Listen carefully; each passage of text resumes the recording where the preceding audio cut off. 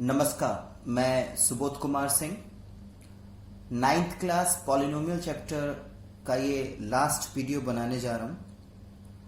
मैंने previous video में लगभग सारे एक्सरसाइज 2.5 यानी आपके इस चैप्टर का वॉल्यूम 7 और वॉल्यूम 8 में एक्सरसाइज 2.5 से रिलेटेड जितने आइडेंटिटी थे उनको सारे आइडेंटिटी को मैंने बहुत अच्छे से कवर अप किया है। ये एक्सरसाइज 2.5 का वॉल्यूम 9 ये लास्ट वीडियो है। इसमें बचे हुए एनसीईआरटी के क्वेश्चंस मैं डिस्कस करूंगा।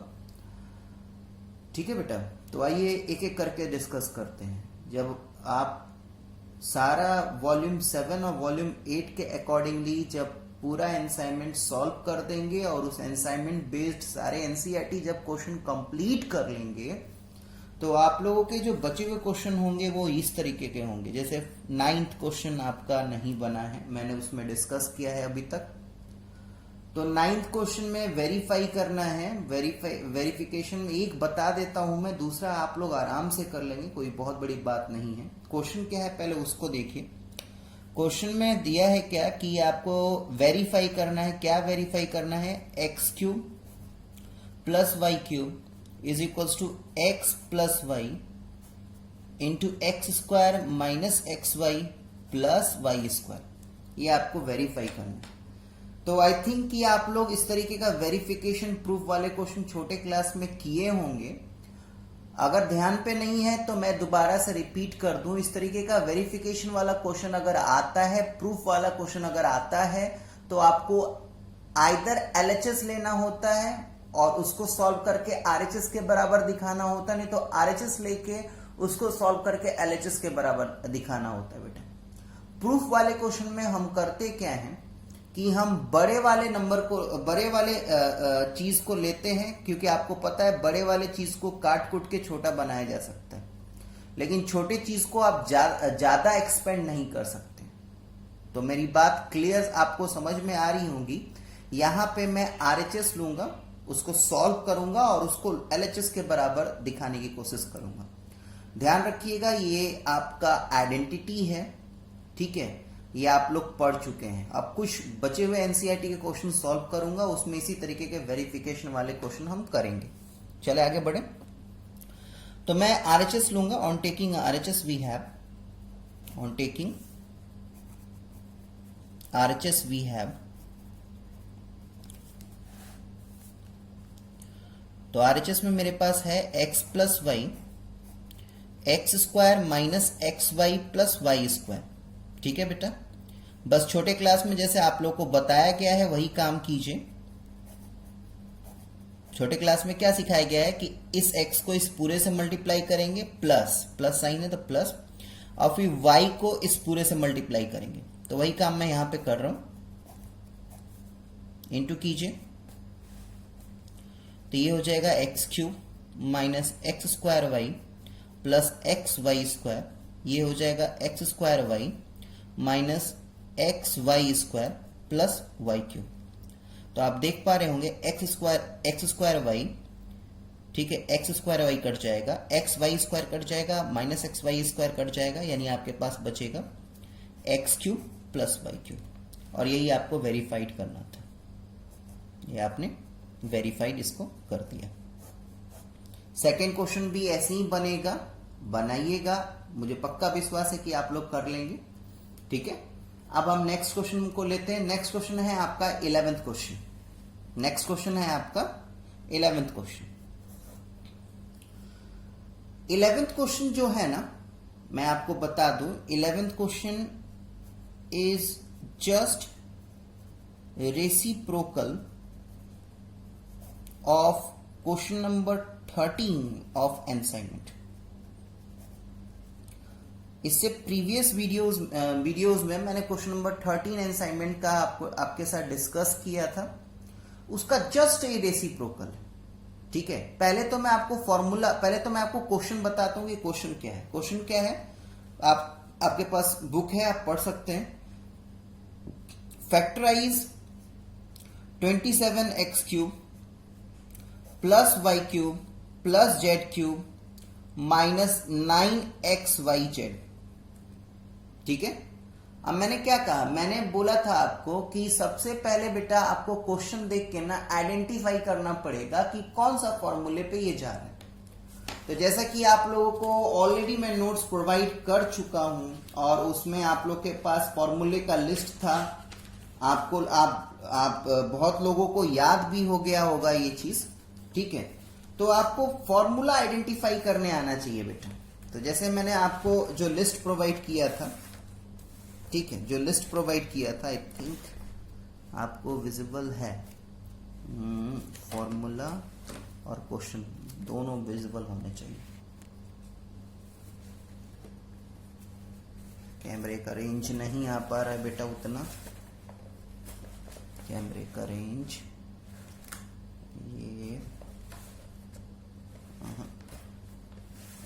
ये फॉर्मूला, मैं आपको फॉर्मूला दिखा देता हूं क्योंकि कैमरे का रेंज नहीं आ पा रहा उतना। देखिए यहां पे तीन क्यूब है बेटा, 1 2 3। स्टार्टिंग का क्यूब ही देख के आपको पता चल जाना चाहिए। अगर आपको सारे आइडेंटिटी अच्छे से समझ में आ गए हैं तो कोई भी बच्चा ये क्वेश्चन देखते ही कह देगा कि सर ये इस आइडेंटिटी पे जाएगा।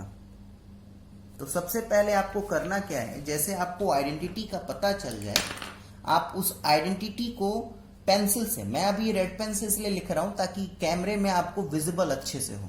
ठीक है, ठीक है। तो रेड पेन से जो चीजें मैं लिखता हूं उसको आपको मेन डेटा यानी मेन आंसर में प्रेजेंट नहीं करना है। अब अगर आप बहुत ज्यादा एक्सप्लेनेशन देना चाहते हैं तो आप अपना पेंसिल का हेल्प ले सकते हैं।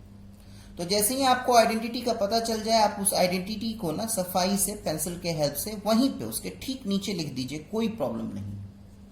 ठीक है, x cube plus y cube plus z cube is equal to minus 3xyz। तो इसका फॉर्मूला हो जाएगा x plus y plus z, x square plus y square plus z square minus x y minus y z minus z x. Done. इस identity को मैंने लिख दिया।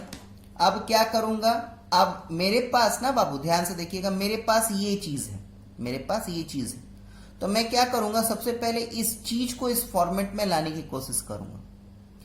अगर इस चीज को मैं इस फॉर्मेट में ला दूंगा तो मैं क्या करूंगा, जब ये फॉर्मेट में आ जाएगा तो यानी कहने का मतलब क्या है कि जब मैं इस चीज को x cube plus y cube plus z cube minus 3xyz के बराबर अगर कर देता हूं मैं, तो मेरा नेक्स्ट स्टेप में मैं क्या करूंगा, फिर इन सारी चीजों को मैं इस फॉर्मेट पे डाल दूंगा और मेरा क्वेश्चन सॉल्व हो जाएगा।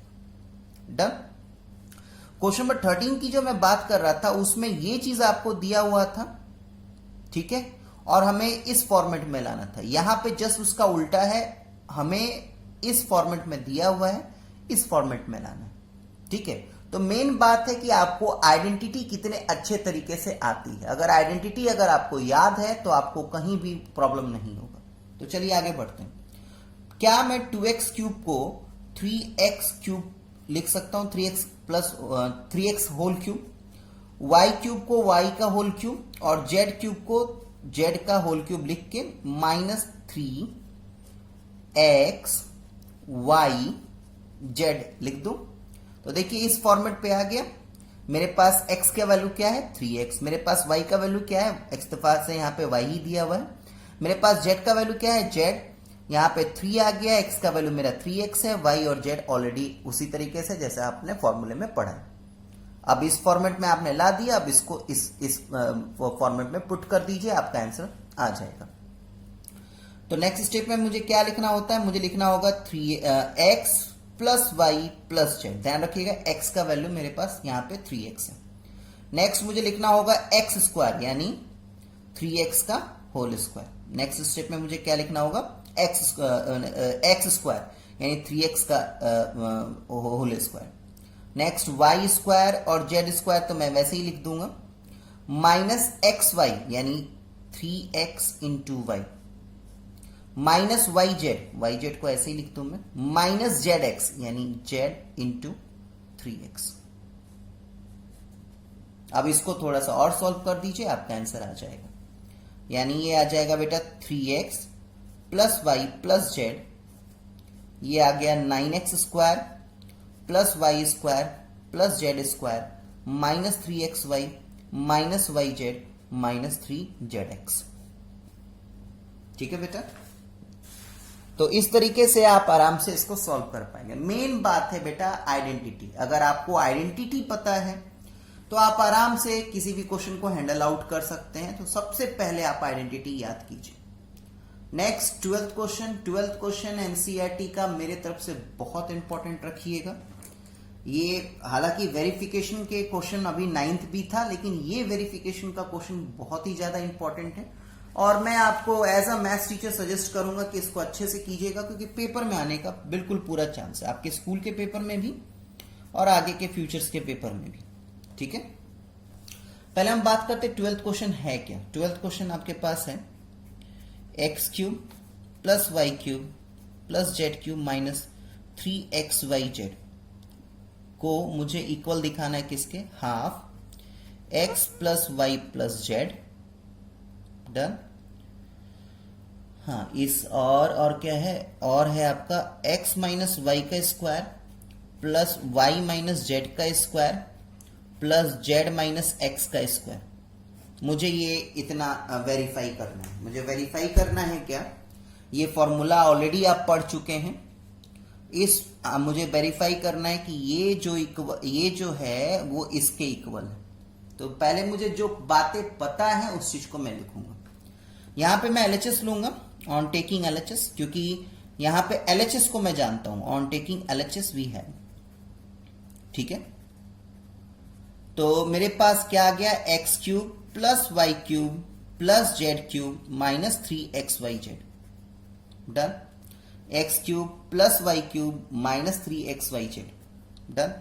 अब मुझे क्या पढ़ाया गया, मुझे पढ़ाया गया क्या कि अगर आप x cube plus y cube plus z cube minus 3xyz है तो आप इसको फॉर्मूले के अकॉर्डिंगली मैं इस तरीके से इसको लिख सकता हूं। ध्यान दीजिए, आप लोगों को भी फॉर्मूला याद हो गया होगा।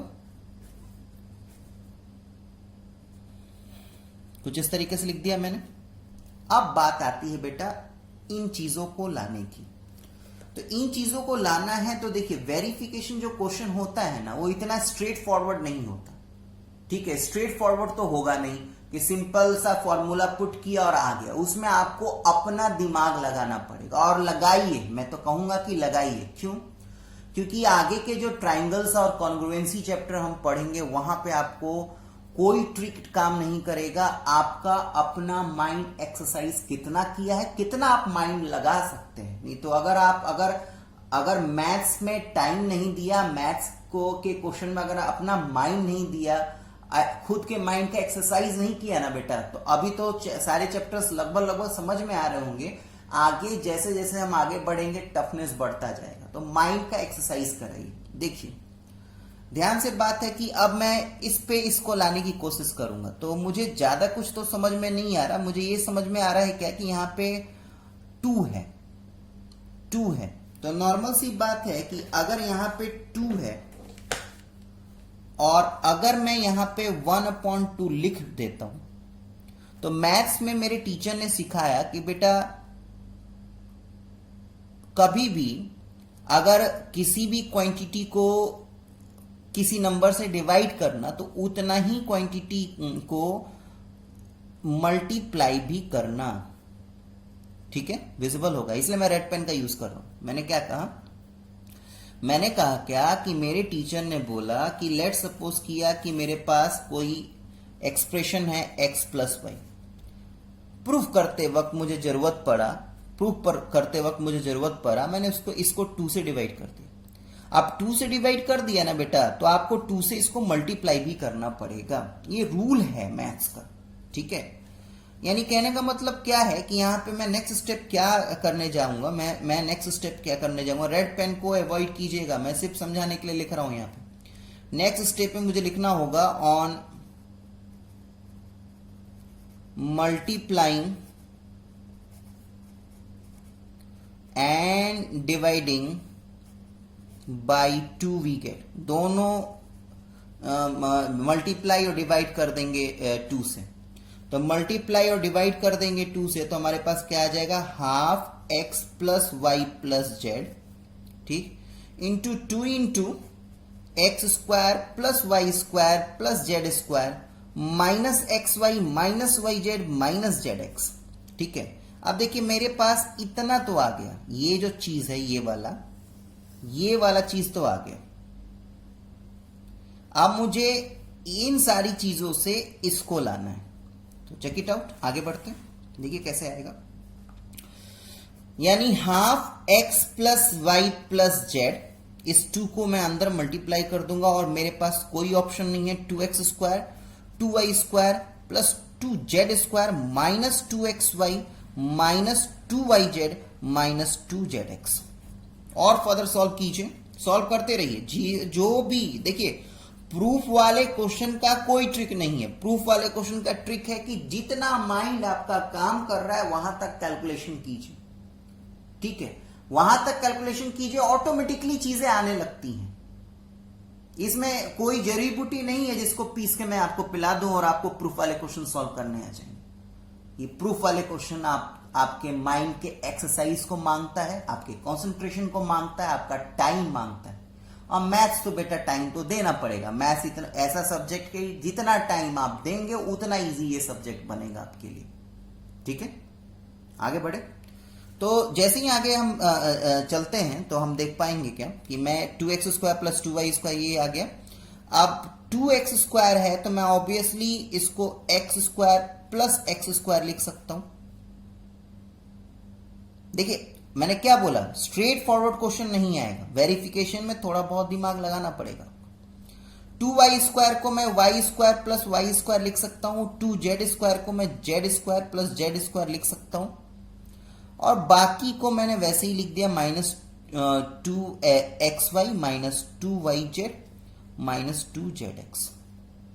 ठीक है, अब जरा सा मेरी बात को ध्यान दीजिएगा। आप एक काम कीजिए, एक्स स्क्वायर वाई स्क्वायर और माइनस 2xy को एक साथ लिखिए। जैसे जैसे मैं बोलता जा रहा हूं वैसे वैसे करते जाइए। तो ये हो जाएगा half x plus y plus z, curly bracket लगा दिया मैंने। क्या क्या बोला, जो जो मैंने रेड पे टिक किया, x square y square minus 2xy को एक साथ लीजिए, x square plus y square minus 2xy plus, अब एक काम कीजिए आप एक काम कीजिए, आप y square z square minus 2yz को एक साथ लीजिए, y square plus z square minus 2yz को एक साथ लिख दिया प्लस, अब जो बचा है उसको लिख दीजिए। मेरे पास क्या क्या बचा है, x square plus z square minus 2zx, x square plus z square minus 2zx। ठीक है, ये मैंने ऐसे लिख दिया। डन, आगे बढ़ते हैं। यानी नेक्स्ट स्टेप में देखिएगा, तो अगर आप, मैंने क्या बोला, फॉर्मूला अगर आपको याद होगा अच्छे से तो देखिए डायरेक्ट आइडेंटिटी है, x square plus y square minus 2xy जो है, इसको डायरेक्ट, अब मैं आइडेंटिटी नहीं बताऊंगा, आइडेंटिटी बहुत डिस्कस कर दी आप लोगों के साथ। तो इसको मैं x माइनस वाई का होल स्क्वायर लिख सकता हूं, x square plus y square minus 2xy, ये डायरेक्ट फॉर्मूला बेस्ड है बेटा। ठीक है, y square plus z square minus 2yz, तो ये आपका y माइनस जेड का होल स्क्वायर हो जाएगा, plus x square plus z square minus 2zx, तो ये आपका आ जाएगा z माइनस एक्स। क्यों मैं बता रहा हूं, बहुत बच्चे क्या लिखेंगे इसको, बहुत बच्चे लिखेंगे x माइनस जेड। ध्यान रखिएगा, आप इस लास्ट टर्म पे ध्यान रखिए, जो आपका पहले आएगा वही पहले लिखते हैं। एक्स वाई है तो x minus y, y z है तो y minus z, z x है तो z माइनस एक्स। अगर यहीं पे जेड वाई होता तो z माइनस वाई लिखते, यहीं पे अगर वाई एक्स होता तो y माइनस एक्स लिखते। ठीक है बेटा, तो ये सारी छोटी छोटी चीजें हैं, आपको ध्यान रखना है। ठीक है, तो इस तरीके से आपने क्या किया, इस तरीके से आपने इसको वेरीफाइड कर दिया। इस क्वेश्चन को बार बार रिपीट कीजिएगा, सॉल्व कीजिएगा, क्योंकि इस टाइप का क्वेश्चन मैंने आपको बता दिया, पेपर में मस्ट है बेटा। ठीक है, नेक्स्ट क्वेश्चन नंबर 13 की तरफ चलते हैं। 13 क्वेश्चन बहुत इजी है, लेकिन मैं सोच रहा था कि एक बार आप लोगों के साथ डिस्कस कर दूं। ये डायरेक्ट ऑलरेडी आइडेंटिटी में पढ़ा रखा है, लेकिन तभी भी एनसीईआरटी का क्वेश्चन है तो डिस्कस तो करना पड़ेगा बेटा। लिखा है क्या कि if x plus y plus z is equal to 0 so that this, ठीक है। ऑलरेडी आप लोगों को ये पढ़ा दिया है, लेकिन उसके बावजूद भी मैं डिस्कस करना चाह रहा हूं आप लोगों के साथ। If x plus y plus z is equal to 0, अगर x plus y plus z is equal to 0 है तो आपको क्या शो करना है? आपको शो करना है कि x cube plus y cube plus z cube is equal to 3xyz होगा, ठीक है। तो चलिए, इस बहुत इजी क्वेश्चन है, इसमें बहुत ज्यादा टाइम नहीं खराब करना है। आप क्या जानते हैं? लिखिए, वी नो डेट, हम जानते हैं, क्या जानते हैं कि x cube plus y cube plus z cube minus 3xyz जो है वो x plus y plus z x square plus y square plus z square minus x y minus y z minus z x के बराबर होता है। होता है बाबू, इसमें कोई दो मत नहीं है, होता है। अब आपके क्वेश्चन में क्या दिया है? नाम। अब आपके क्वेश्चन में दिया है कि यहां पे x plus y plus z जो है वो 0 के बराबर है। यानी कहने का मतलब क्या है? यानी ये पूरा एक्सप्रेशन क्या हो जाएगा? X cube plus y cube plus z cube minus 3xyz is equal to 0 into x square plus y square plus z square minus x y minus y z minus z x. तो obviously आप देख पा रहे होंगे 0 से इसको into करेंगे तो 0 ही आ जाएगा। तो x cube plus y cube plus z cube minus 3xyz is equal to 0, और यही किसके बराबर हो जाएगा? X cube plus y cube plus z cube is equal to 3xyz के बराबर हो जाएगा। ठीक है बाबू, तो इस बात का ध्यान रखिएगा कि ये बहुत इजी क्वेश्चन था, इसमें कुछ ज्यादा नहीं ये करना है, आपको प्रेशराइज करना है माइंड में चीज। अगर फॉर्मूला याद रहेगा तो आराम से सारी काम को आप कर लेंगे, ठीक है। नेक्स्ट क्वेश्चन आपका बच रहा है 16 क्वेश्चन। Next 16 question. तो 16 क्वेश्चन का मैं देखिए 16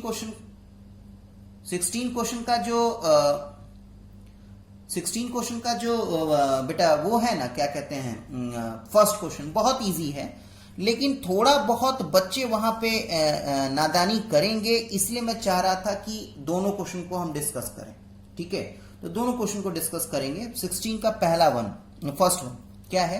What are the possible expression for the dimension of the cuboid whose volume are given below? ठीक है, तो चलिए लिखें सफाई से वॉल्यूम ऑफ क्यूबॉइड। वॉल्यूम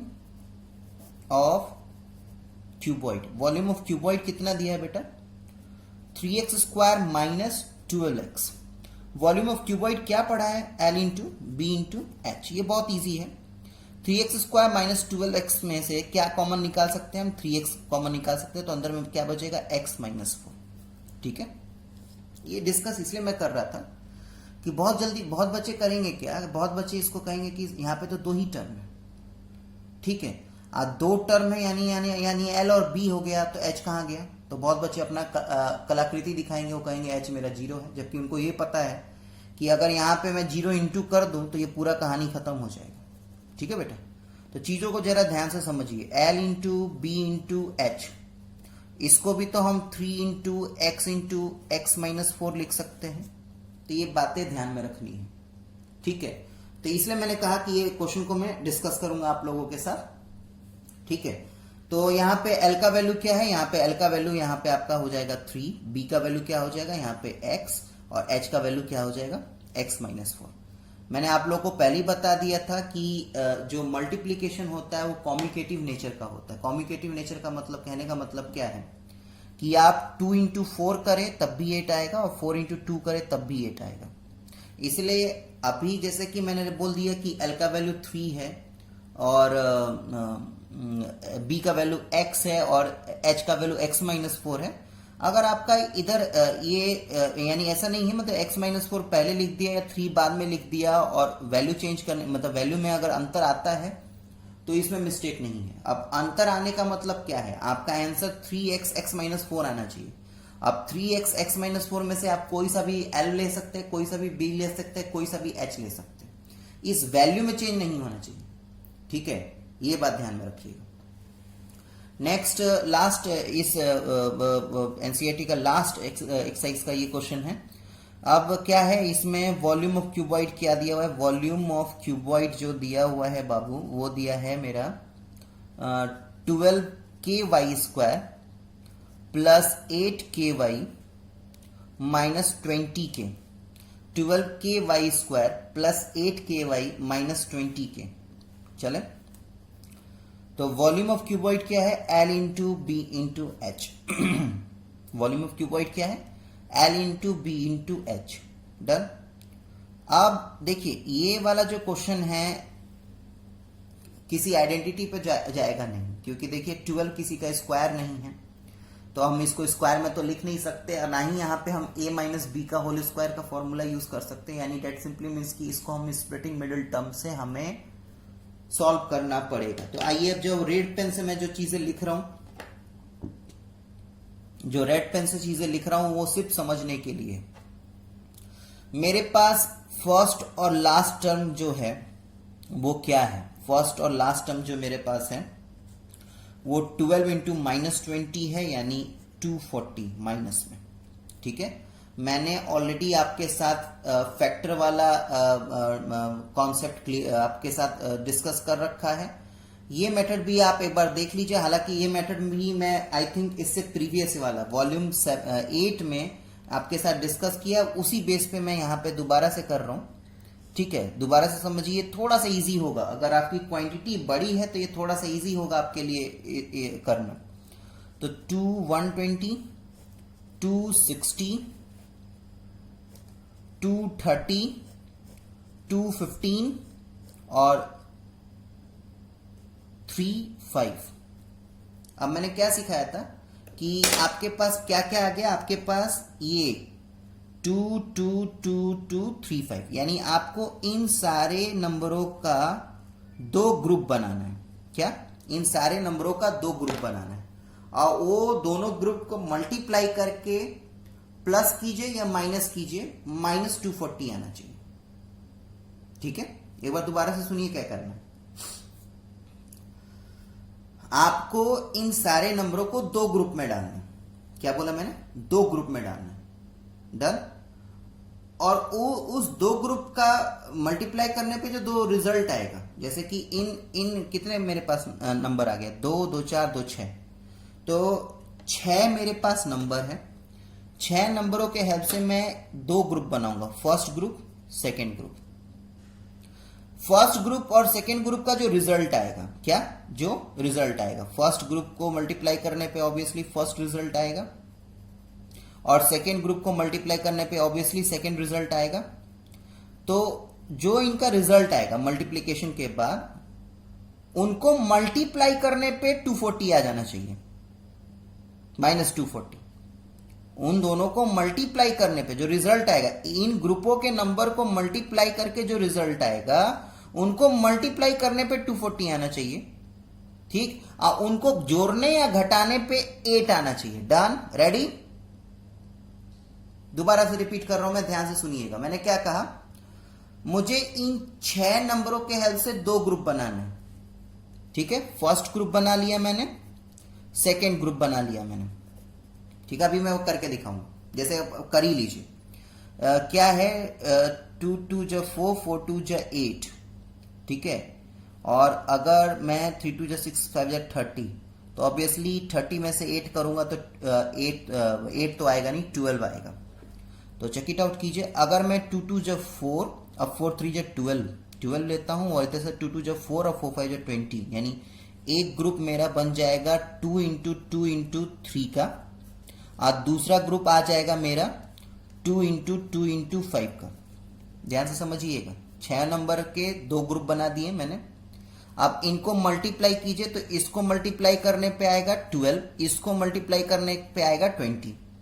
अब इन दोनों के रिजल्ट का प्रोडक्ट निकालिए, रिजल्ट का प्रोडक्ट निकालने पे 240 आ रहा है, ठीक। और अगर मैं 20 में से 12 घटाऊंगा तो 8 आ जाएगा। तो यही प्रोसीड्यूर है चेकआउट करने का। ये एक तरीका है, इस तरीके से भी आप स्प्लिटिंग मिडिल टर्म कर सकते हैं।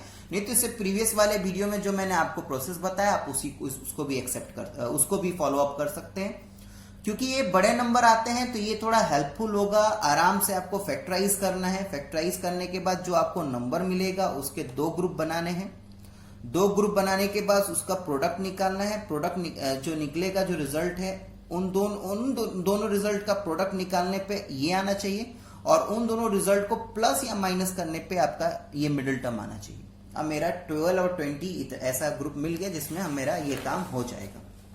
ठीक है, यानी कहने का मतलब क्या है कि मेरे पास L into b into h आ गया। यानी कहने का मतलब क्या है कि 12ky² इस और 8ky को मैं 20ky माइनस 12ky लिख सकता हूं। ठीक है, माइनस 20k। अब इसको स्प्लिट कर दूंगा तो ये आ जाएगा 4ky। तो यहां पे बचेगा बेटा 3y और यहां पे बचेगा 4। इसमें से -4k दोबारा लूंगा मैं तो यहां पे बचेगा 3y + 4। यानी फुल एंड फाइनल मेरा क्या आने वाला है 3y + 4 नेक्स्ट 4ky - 4k। अभी रुक जाइए, अभी काम नहीं हुआ और आगे बढ़िए। नेक्स्ट 3y + 4 इंटू इन दोनों में से अभी भी 4 कॉमन निकाला जा सकता है। यानी अंदर में बचेगा 4k कॉमन निकाला जा सकता है। तो यहाँ पर अंदर में बचेगा क्या y - 1। आपके पास 3 टर्म आ गया, ये है। अब इन तीनों टर्म में से किसी को भी आप L मान लीजिए, किसी को भी आप B मान लीजिए, किसी को भी आप H मान लीजिए, कोई गलती नहीं है। मेन है इसको सॉल्व करना। सॉल्व करने के बाद आप किसी को भी L मानिए, B मानिए, H मानिए, सब सही होगा, कोई गलत नहीं कह सकता। डन है बेटा।